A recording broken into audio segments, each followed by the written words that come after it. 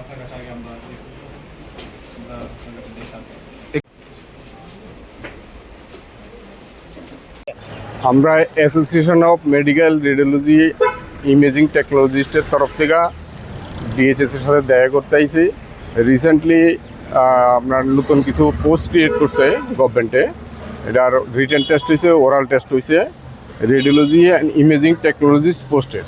এই পোস্টে 27 জন গভর্নমেন্ট নিতে আছে।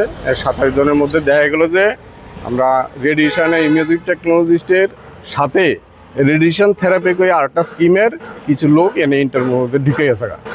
তারা রিটেন টেস্ট দিছে, রিটেন টেস্টও দিচ্ছে, বয়ার টেস্টও দিছে। এখন যে পোস্টটা ক্রিয়েট হয়েছে এই পোস্টটার নাম হচ্ছে রেডিয়েশন অ্যান্ড ইমেজিং টেকনোলজিস্ট।